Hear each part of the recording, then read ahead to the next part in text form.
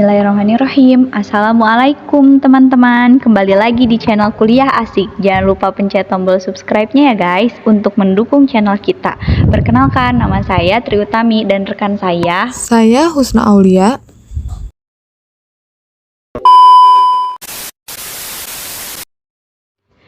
Guys, pada pembahasan sebelumnya kita telah mempelajari tentang kaidah asasi yang pertama, yaitu tentang al-umuru bimaqasidiha, yang artinya segala perkara tergantung kepada niatnya. Kali ini dalam pembahasan sekarang kita akan membahas tentang kaidah asasi yang kedua, yaitu al-yakinu la yuzalu bisak, atau keyakinan tidak bisa dihilangkan dengan adanya keraguan. Kami sebagai pemateri kali ini akan memaparkan dan memberikan contoh terkait kaidah asasi yang kedua, yaitu al-yakinu la yunazalu bisyak. Keyakinan tidak bisa dihilangkan dengan adanya keraguan. Yakin secara etimologi yaitu menatapnya hati atas sesuatu. Yakin juga bisa dikatakan pengetahuan dan tidak ada keraguan di dalamnya. Sedangkan menurut terminologi yaitu keyakinan yang kokoh dan sesuai dengan kenyataan. Dengan kaidah kedua ini, maka seseorang memperbuat sesuatu atau beramal harus dilakukan berdasarkan dengan keyakinan. Adapun al-syak, secara etimologi artinya adalah keraguan, juga bisa diartikan dengan sesuatu yang membingungkan. Sedangkan secara terminologi yaitu dua perkara atau masalah yang berlawanan tanpa mengunggulkan salah satunya. Maka apapun keraguan untuk menghilangkan keyakinan tidak akan diterima. Menurut Al-Nawawi, bahwa kaidah ini merupakan sebuah kaidah yang sangat penting dalam qawaid fikih. Untuk lebih jelasnya mengenai pengertian apa kaidah yang terdapat di dalamnya dan apa sih contoh-contohnya dalam bermuamalah, mari kita simak video satu ini.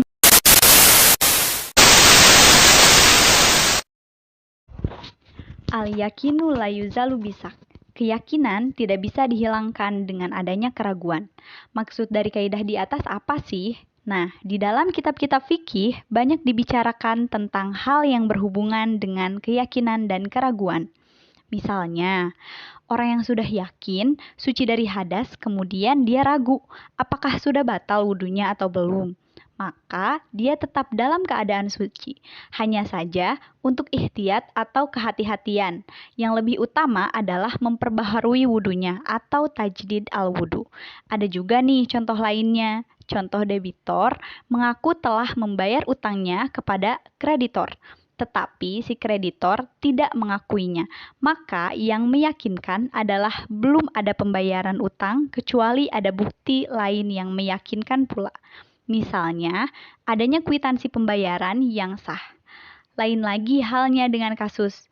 Misalnya, si A mengaku bahwa si B berutang kepadanya, tetapi si B menyatakan bahwa dia tidak mempunyai utang kepada si A. Maka yang diakui adalah perkataan si B. Karena pada dasarnya tidak ada utang piutang antara si A dan si B, kecuali si A mempunyai bukti yang sah dan meyakinkan bahwa si B mempunyai utang kepadanya. Misalnya, kwitansi penyerahan uang dari si A kepada si B. Nah, selain itu juga masih banyak contoh lain di berbagai bidang fikih sehingga muncul kaidah tersebut, seperti di atas yang tadi sudah aku sebutkan. Salah satunya. Nah, kemudian kaidah tersebut dirujukan kepada hadis Nabi. Antara lain seperti ini. Idza wajada ahadukum fi batinihi syai'an fanskala alaihi ahroja minhu syai'un amla fala yahrujana minal masjidil hatta yasma'a syautun au yazida riya. Rawahu Muslim an Abu Hurairah. Yang artinya, apabila seseorang merasakan sesuatu dalam perutnya, kemudian dia ragu apakah sesuatu itu telah keluar dari perutnya atau belum, maka orang tersebut tidak boleh keluar dari masjid sampai dia mendengar suara kentut atau mencium dari baunya. Hadis riwayat Muslim dari Abu Hurairah. Dalam hal ini, maka baca hadisnya seperti hadis riwayat Al-Nasa'i dan Al-Turmuzi dari Hasan bin Ali. Dama yuri buka ila mala yuri buka. Tinggalkanlah apa yang meragukanmu, berpindahlah kepada yang tidak meragukanmu. Nah, ini hadis dari riwayat Al-Nasa'i dan Turmuzi dari Hasan bin Ali. Yang dimaksud yakin di sini adalah huwa ma kana syabitan binado au dalil, sesuatu yang menjadi tetap karena penglihatan panca indera atau dengan adanya dalil. Ada pula nih yang mengartikan yakin dengan ilmu tentang sesuatu yang membawa kepada kepastian dan kemantapan hati tentang hakikat sesuatu itu dalam arti tidak ada keraguan lagi. Adapun yang dimaksud dengan al-syak di sini adalah huwa makana muta rodadan baina syubuti wadamini ma'a aya wi torofa sawabi wa kotoi duna tarjihi ahadihima alal akhiri. Sesuatu pertentangan antara kepastian dengan ketidakpastian tentang kebenaran dan kesalahan dengan kekuatan yang sama. Dalam arti tidak dapat ditarjihkan salah satunya. Maksudnya, jika ada sebuah dalil yang sama-sama kuat, maka itu tidak bisa ditarjihkan atau dipilih salah satunya, karena dalil tersebut memiliki kekuatan yang sama. Ada kekecualian dari kaidah tersebut. Misalnya, wanita yang sedang menstruasi yang meragukan apakah sudah berhenti atau belum, maka ia wajib mandi besar untuk sholat. Contoh-contoh di atas menunjukkan kepada ihtiyat dalam melakukan ibadah, tidak langsung merupakan kekecualian. Mazhab Hanafi mengecualikan dari kaidah tersebut dengan menyebut 7 macam contoh, sedangkan mazhab Syafi'i menyebutkan 11 macam contoh. Sedangkan materi-materi fikih yang terkandung dalam kaidah al-yakinu la yuzalu bisyaki tidak kurang dari 314 masalah fikih. Mazhab yang tidak mau menggunakan hal-hal yang meragukan adalah mazhab Maliki dan sebagian ulama Syafi'iyah, karena mereka menerapkan konsep ihtiyat. Memang dalam ibadah memerlukan kepastian dan kepuasan batin, sedangkan kepastian dan kepuasan batin hanya bisa dicapai dengan ihtiyat atau kehati-hatian. Ibnu Hazm dari mazhab Al-Zahiri menanggapi soal ihtiyat dari mazhab Maliki pendapat Ibnu Qayyim Al-Jauziyah. Perlu diketahui bahwa di dalam syariah tidak ada sama sekali yang meragukan. Sesungguhnya syak atau keraguan itu datang kepada mukallaf atau subjek hukum karena kontradiksinya 2 indikator atau lebih. Maka masalahnya menjadi meragukan baginya. Mungkin bagi orang lain masalah tersebut tidaklah meragukan.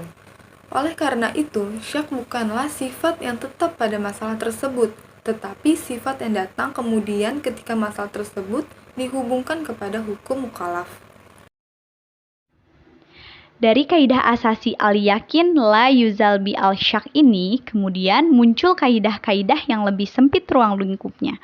Misalnya, al-yakinu yuzalu biyakini mislihi. Apa yang yakin bisa hilang karena adanya bukti lain yang meyakinkan pula. Contohnya seperti si A berutang kepada si B, tetapi kemudian ada bukti bahwa si A telah membayar utangnya kepada si B. Misalnya, ada kwitansi yang ditandatangani si B yang menyatakan bahwa utang si A sudah lunas. Maka si A yang tadinya berutang sekarang sudah bebas dari hutangnya. Yang kedua yaitu anna masabata biyakini la yurtafa'u ila biyakin, yaitu apa yang ditetapkan atas dasar keyakinan tidak bisa hilang kecuali dengan keyakinan lagi. Contohnya yaitu apabila seseorang yakin bahwa dirinya pernah berhutang, kemudian dia ragu apakah dia telah membayar hutang itu atau belum, maka wajib baginya untuk membayar hutang tersebut, kecuali jika pihak yang menghutangi menyatakan bahwa dia telah membayar hutangnya. Nah, yang ketiga ada al-aslu baro'atu dimati.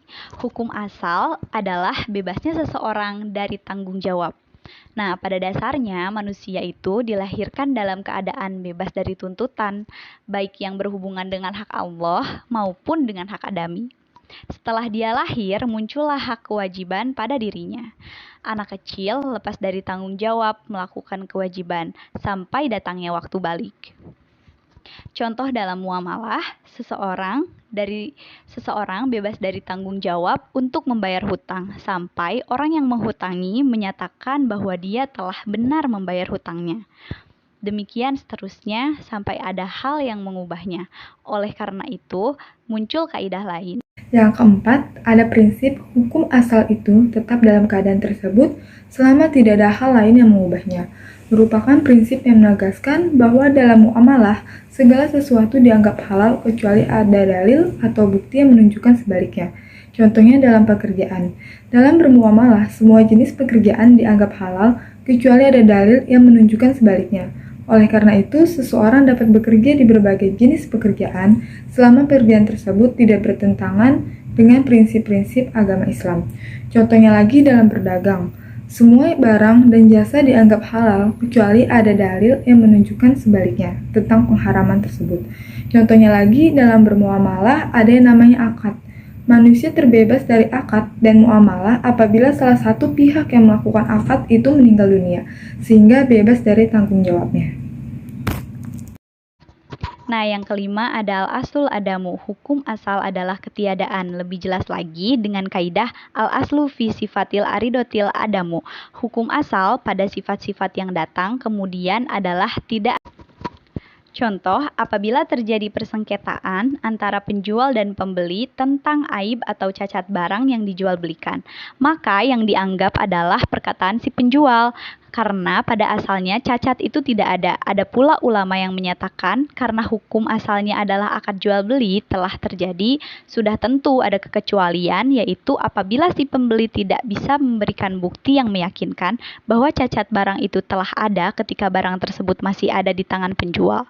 Misalnya, utang mau saya bayar ketika pulang dari ibadah haji. Kata-kata setelah pulang dari ibadah haji adalah syarat yang digantungkan kepada akad hutang piutang.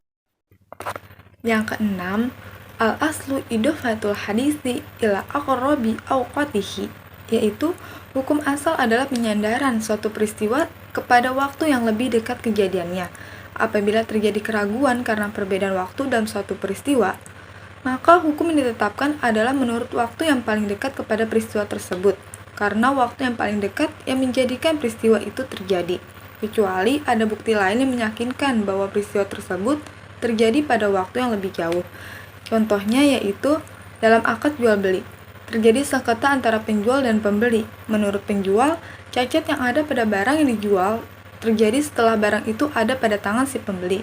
Sedangkan menurut pembeli, cacat barang itu ada ketika barang tersebut masih ada pada penjual. Maka yang harus dipegang adalah perkataan si penjual. Karena inilah waktu yang paling dekat kepada adanya cacat dan sama-sama diyakini terjadinya suatu cacat. Oleh karena itu, jual beli ini tidak bisa dibatalkan, kecuali ada bukti lain yang meyakinkan bahwa cacat tersebut terjadi ketika barang masih ada di tangan si penjual.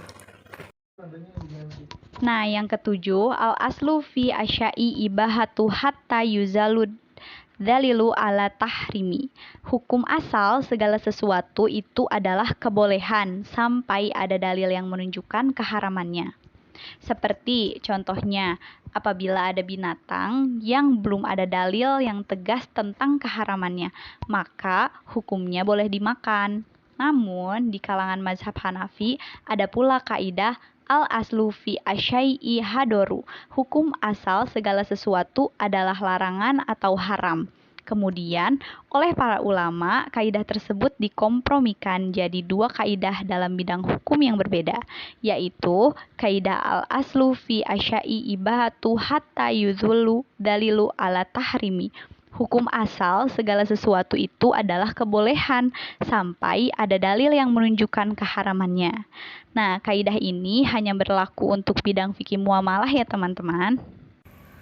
Hukum asal dari suatu kalimat adalah arti yang sebenarnya, merupakan prinsip dalam muamalah yang menegaskan bahwa arti suatu kalimat harus dilihat dari makna yang sebenarnya atau inti dari kalimat tersebut. Contohnya yaitu apabila seorang berkata, saya mau mewakafkan harta saya kepada anak Kiai Ahmad. Maka anak dalam kalimat tersebut adalah anak yang sesungguhnya, bukan anak pungut dan bukan pula cucu. Demikian pula kata-kata seperti hibah, jual beli, sewa menyewa, gadai, dan lain-lain yang ada dalam akad harus diartikan dahulu dengan arti kata yang sebenarnya, bukan dalam arti kiasan. Contoh lain dalam bisnis atau usaha. Jika terdapat suatu perjanjian bisnis antara dua belah pihak, maka perjanjian tersebut harus dibuat dengan jelas dan terperinci, agar tidak terjadi salah paham di kemudian hari. Hal ini karena prinsip hukum asal yang menegaskan bahwa arti suatu kalimat harus dilihat dari makna yang sebenarnya atau inti dari kalimat tersebut. Nah, yang kesembilan ada Qadi Abd al-Wahhab al-Maliki menyebutkan dua kaidah lagi yang berhubungan dengan kaidah al-yakin la yuzal bi al-syak, yaitu la ibrota bidoni ladzi yadharu qota'uhu. Tidak dianggap diakui persangkaan yang jelas salahnya. Apabila seseorang debitor telah membayar hutangnya kepada kreditor, kemudian wakil debitor atau penanggung jawabnya membayar lagi utang debitor atas sangkaan bahwa utang belum dibayar oleh debitor, maka wakil debitor atau penanggung jawabnya berhak meminta dikembalikan uang yang dibayarkannya, karena pembayarannya dilakukan atas dasar persangkaan yang jelas salahnya, yaitu menyangka bahwa utang belum dibayar oleh debitor. Demikian pula kaidah tersebut berlaku di dalam contoh-contoh serupa. Yang ke-10 yaitu la ibrota litawahum, yang artinya tidak diakui adanya waham atau kira-kira. Contohnya yaitu seperti apabila seseorang meninggal dengan meninggalkan sejumlah ahli waris, maka harta warisan dibagikan di antara mereka. Tidak diakui ahli waris yang dikira-kirakan adanya. Selanjutnya yang terakhir, yang ke-11 yaitu mathabata bizamanin yaqumu babaqaihi malam yaqum dalilu ala khilafi, yaitu apa yang ditetapkan berdasarkan waktu, maka hukumnya ditetapkan berdasarkan berlakunya waktu tersebut selama tidak ada dalil yang bertentangan dengannya. Hal ini semakna dengan kaidah nomor 4. Contoh lain yaitu, jika seseorang pergi jauh tidak ada kabarnya, maka orang tersebut tetap dianggap hidup sampai ada bukti yang meyakinkan bahwa dia telah meninggal. Dalam hal ini, yang meyakinkan bahwa waktu dia pergi dalam keadaan hidup, maka sekarang pun dia masih tetap dianggap hidup. Oleh karena itu, harta warisan tidak boleh dibagikan terlebih dahulu. Nah, begitu kurang lebihnya penjelasan dari kami terkait kaidah asasi kedua ini dalam Al-Qawaid Al-Khamsah dari 5 kaidah asasi. Jika kami selaku pemateri melakukan kesalahan, mohon dimaafkan ya teman-teman, dan semoga apa yang kita pelajari hari ini menjadi ilmu yang berkah dan bermanfaat bagi yang membuat dan menontonnya. Jika ada saran atau pertanyaan yang ingin disampaikan, bisa melalui kolom komentar di bawah ini ya teman-teman. Terima kasih telah menonton video kami. Hadza wallahu yar'ana wa yafazuna walhamdulillahirabbil alamin. See you guys. So out the door and show up because can't find it no more. It's just you and me and there's nothing I can do. I'm stuck with you, stuck with you, stuck with you.